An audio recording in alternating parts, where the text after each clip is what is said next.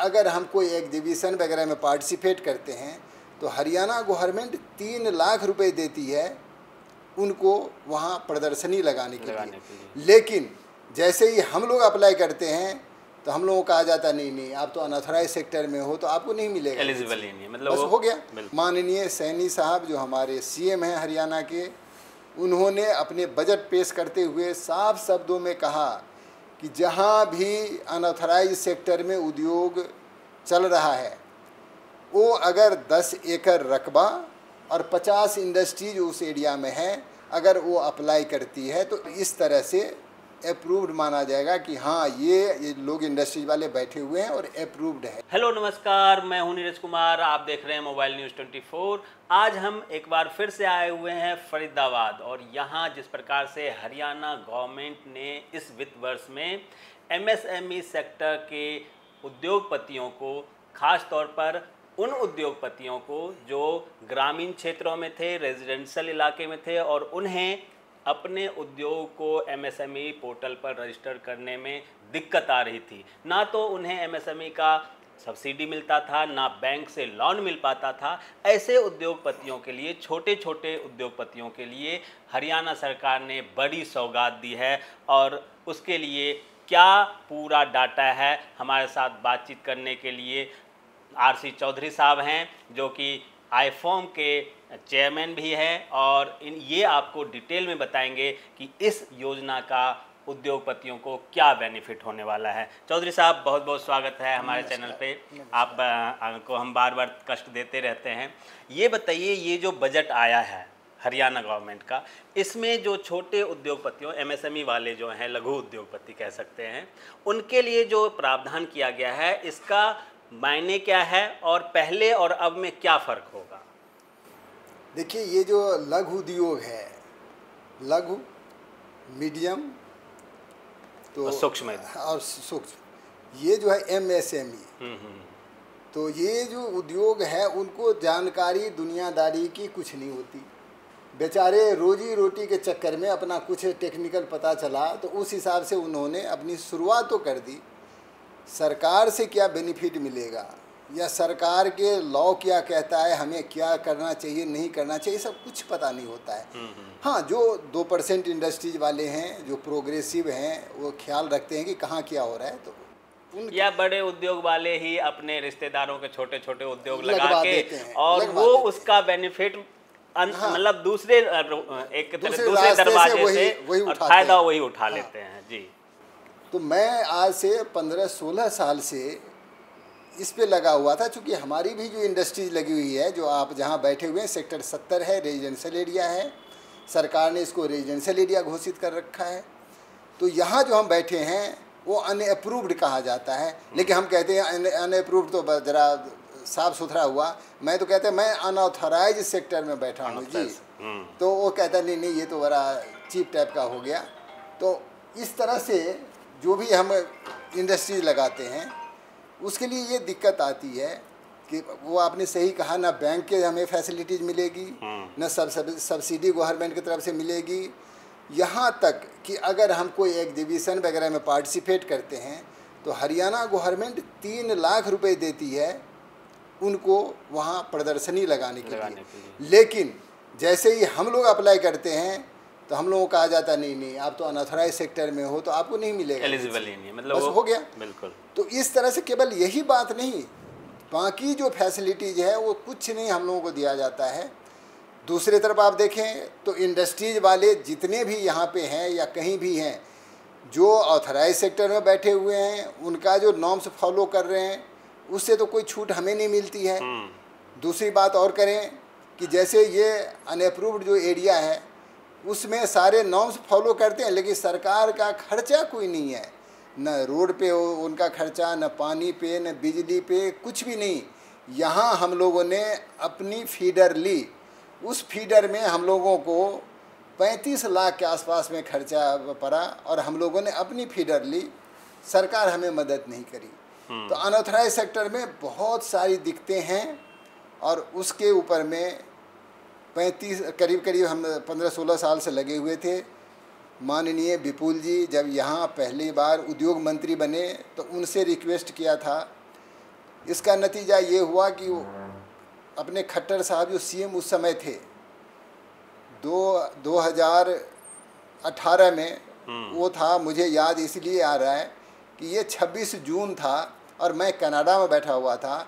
मुझे कहा गया कि जो उनसे टाइम मिल गया है तो खट्टर साहब 26 जून को यहाँ आएंगे। अच्छा। मैं वहाँ से फटाफट टिकट बनवा करके अपने एचआर को बताया और मैं आ गया और उस दिन मीटिंग अटेंड करी। तो मेरे ज़िंदगी का वो भी सफल नहीं हुआ था, फाइल इधर उधर घूम रही थी। लेकिन इस बार विपुल जी के प्रयास से और माननीय सैनी साहब जो हमारे सीएम हैं हरियाणा के, उन्होंने अपने बजट पेश करते हुए साफ शब्दों में कहा कि जहां भी अनऑथराइज सेक्टर में उद्योग चल रहा है वो अगर 10 एकड़ रकबा और 50 इंडस्ट्रीज उस एरिया में है, अगर वो अप्लाई करती है तो 1 अप्रैल से वो ऑथराइज माना जाएगा। तो 1 अप्रैल तो निकल गया। बेशक इनके पोर्टल अगर मान लें कि 1 महीने के बाद भी आती है, क्योंकि हाँ, उसमें नॉर्म्स वगैरह बहुत सारे होते हैं। तो सरकारी बाबू जो हैं वो नॉर्म्स बनाते हैं कि रोड ऐसे होने चाहिए जी, तो फायर ब्रिगेड की गाड़ी जानी चाहिए जी, ये सब जो भी है नॉर्म्स। तो उसमें जो भी टाइम लगेगा तो हम लोग अप्लाई करेंगे और इस तरह से अप्रूव्ड माना जाएगा कि हाँ ये लोग इंडस्ट्री वाले बैठे हुए हैं और अप्रूव्ड है ये। तो कुल मिला के ये है कि जो छोटे उद्योग हैं, लघु उद्योग, सूक्ष्म उद्योग और मध्यम उद्योग वाले जो हैं, एमएसएमई जिसे कहा जाता है, या जो स्टार्टअप छोटे छोटे लोग अपना बिजनेस शुरू करना चाहते हैं, उन लोगों को अब इस योजना के तहत फ़ायदा मिलेगा। वो सब्सिडी ले पाएंगे, बैंक से लोन ले पाएंगे और जो 45 दिनों का एक कुछ गैप होता है उसका भी उन्हें फ़ायदा मिलेगा। जिस प्रकार से बिलिंग में दिक्कत होता है, कोई आपने काम किया, बिल का पैसे नहीं दे रहा है, 6 महीने लटका रखा है, 1 साल लटका रखा है, तो ये सारे फ़ायदा अब उन उद्योगपतियों को भी मिलेगा जो कुल मिला के रेजिडेंशियल इलाके में हैं और वो अनऑथराइज समझा जाता है। उस इतना ही नहीं, उनके ऊपर इंस्पेक्टर शाही जो डंडा चलता है, कभी पुलिस वाले आ जाते हैं, कभी जीएसटी वाले आ जाते हैं और अनऑथराइज सेक्टर में होने के कारण उनसे टेबल के नीचे से रिश्वत लिया जाता है, धमका के लिया जाता है। अब वो डंडा चलना बंद हो जाएगा। बिल्कुल बिल्कुल, आपने सही निचोड़ ये बात हो गया। विपुल जी से जैसे इलेक्शन से पहले उनसे हम लोग मिले और कुछ हमारे इंडस्ट्रीज वाले जो हैं, जी, खास करके इंडस्ट्रियल वेलफेयर एसोसिएशन, कि उन्होंने कहा कि चौधरी साहब आप तो विपुल जी के साथ मिलते जुलते रहते हैं, तो अगर उनसे मीटिंग करवाएं। तो मैं विपुल जी से बात करी और माननीय मंत्री जी चूँकि इलेक्शन में बिजी थे, उस समय इलेक्शन नहीं हुआ था, उनसे बातें करी तो उन्होंने कहा कि चौधरी साहब मुझे तो पता चला है कि आप कहीं बाहर निकल जा रहे हो, तो कल जाओगे तो आज ही बुलाओ। मेरे कहने पे यहाँ के जो इंडस्ट्रीज के 18 इंडस्ट्रियल वेलफेयर एसोसिएशन के पदाधिकारी 4 घंटे के अंदर में तैयार हो गए और हम लोग विपुल जी से मिले। विपुल जी ने एक ही बात कही कि देखो जी, इतने दिन ये सब चलता रहा, सरकार का ये पॉलिसी भी होता है कि लटकाओ, भटकाओ, अटकाओ और वो आप लोग झटका खाते रहे। अब वो समय आ गया है कि ये अप्रूवल होगा और होगा मेरे हाथों। बस आप लोग 15 दिन रह गया इलेक्शन में, आप उसमें मदद कर दें, उसके बाद 60 दिन हमसे काम करवाएं। हालांकि किसी ने कहा कि साहब हम तो तन मन धन से आपके साथ लगे हुए हैं, ज़रूर आप जीतेंगे। उन्होंने कहा ना ना ना ना ना ना, धन से नहीं, तन से और मन से लगें, बाकी धन आप छोड़ दें। अच्छा। और इस तरह से जब जीतने के बाद हम लोग पुनः उनको बधाई देने के लिए गए और बधाई का मेन उद्देश्य तो यही था कि विपुल जी से यही बात करें कि साहब अब तो जीत के आप आ गए हो, अब मिनिस्ट्री भी आपको मिलेगी, पूरी उम्मीद है हम लोगों को। तो कहा कि आप लोगों ने अपना काम कर दिया, अब मेरा काम है, मैं करूँगा, बस आप 4 से 6 महीने का टाइम दे दें, इससे ज़्यादा नहीं लूँगा। और आपने देखा कि विपुल जी हरियाणा के कैबिनेट मंत्री हैं और बहुत सशक्त मंत्री हैं और उनके प्रयास से सैनी साहब ने अपने बजटीय भाषण में इस चीज़ का अनाउंस किया। हम विपुल जी को बधाई देते हैं, साधुवाद देते हैं, उनको नमन करते हैं कि आपके हाथों जो ये पूरे हरियाणा में, जैसे कि सैनी साहब ने कहा कि 2 लाख एमएसएमई वालों को फ़ायदा मिलेगा जो अनअप्रूव्ड में बैठे हुए हैं।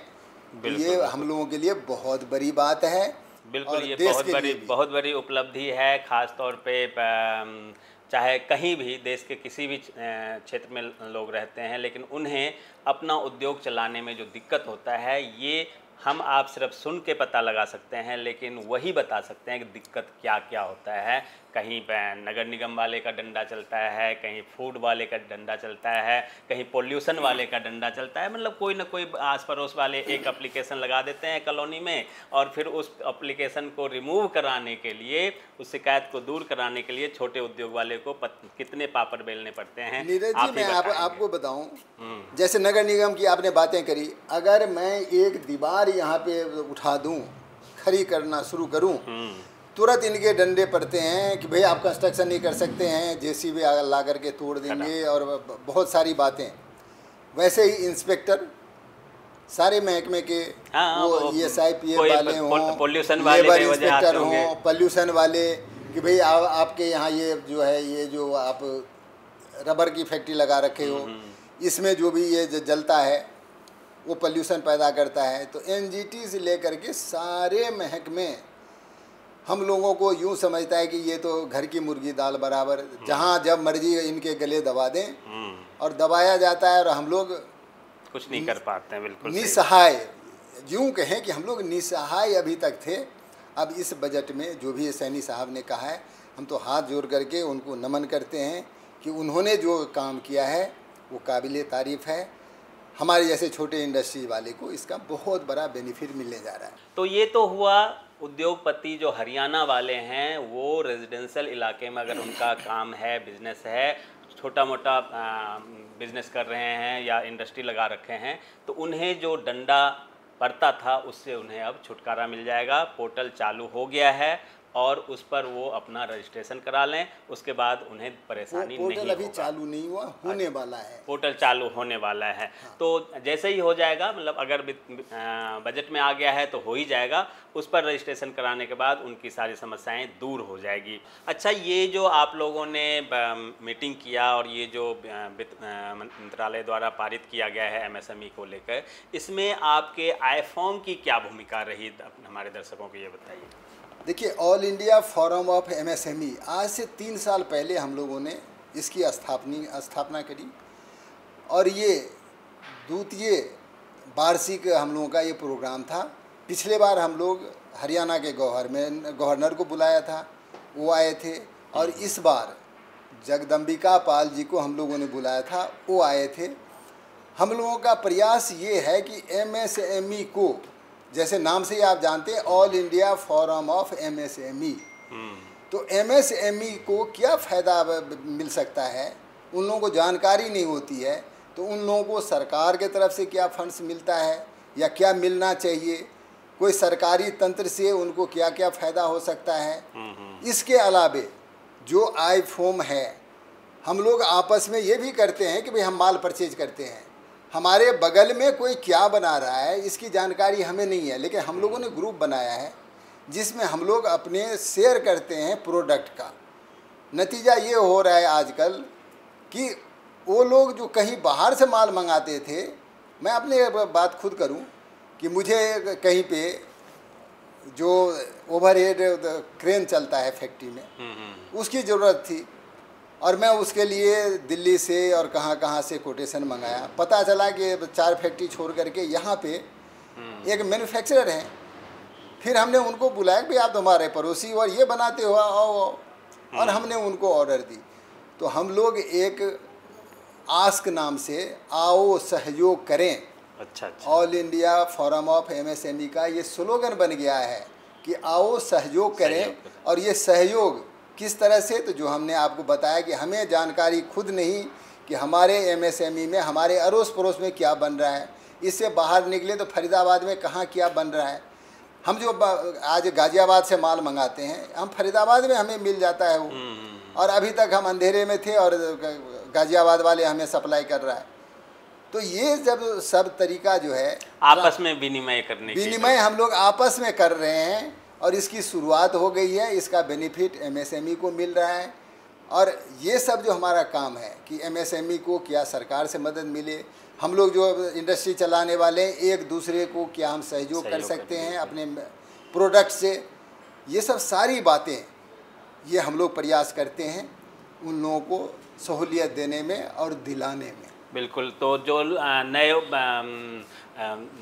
स्टार्टअप वाले स्टार्ट करना चाह रहे होंगे उनको भी इसका फ़ायदा मिलेगा। उनको तो हम लोग और ज़्यादा फ़ायदा पहुंचाते हैं कि भाई आप स्टार्टअप लगा रहे हो, क्या क्या मशीनरीज आपको चाहिए, रॉ मटेरियल क्या क्या चाहिए। और हम लोग चूँकि आज 45 साल से हम लोग इंडस्ट्रीज में हैं, तो सबसे पहले वो कहता है जी फलाने फलाने टाइप के मशीनरीज होगी हमारी। तो अच्छा कहाँ से लेते हो, तो हमने तो चेन्नई से कोटेशन मंगाया यहाँ से। वही मशीनरीज अगर गाज़ियाबाद में बन रहा है या आप बहादुरगढ़ में देख लें वहाँ बन रहा है या पानीपत में बन रहा है, तो हम लोग अपने लेवल पे उसको सॉर्ट आउट करते हैं कि भाई उस मशीन की कैपेसिटी क्या है, कितने वो ढंग के मशीन हैं, बढ़िया से बढ़िया मशीन उसमें से हम लोग चूज करके उनको बताते हैं कि ये मशीन आप लगाएं।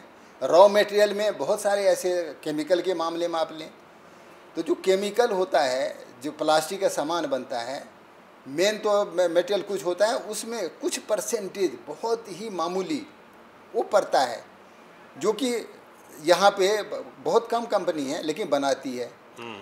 अब वो लाते हैं कहीं बहुत दूर से, या चेन्नई वाले जो सप्लायर है वो चेन्नई से मंगाएं और वो चाइना से मंगाता है, जबकि सब्स्टिट्यूट यहाँ है।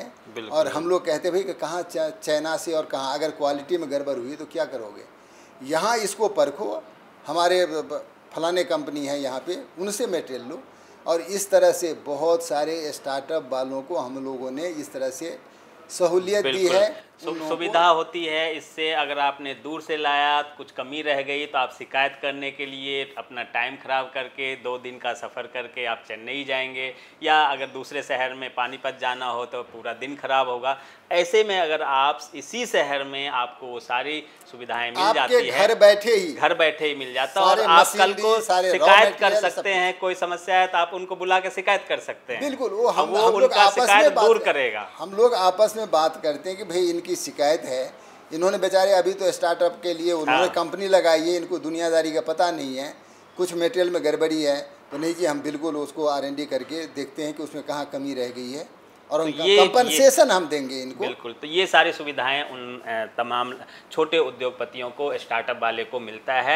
iFORM से जुड़ने का ये बेनिफिट है। तो आप लोग भी अगर अब तक iFORM से नहीं जुड़े हैं तो हम भी अपील करेंगे, चौधरी साहब भी अपील करेंगे कि आप लोग iFORM से जुड़िए, अपने व्यापार को बढ़ाइए, आपस में सहयोग करके आगे बढ़िए। आप तमाम दर्शकों का बहुत बहुत धन्यवाद। नमस्कार चौधरी साहब, आपका बहुत बहुत धन्यवाद।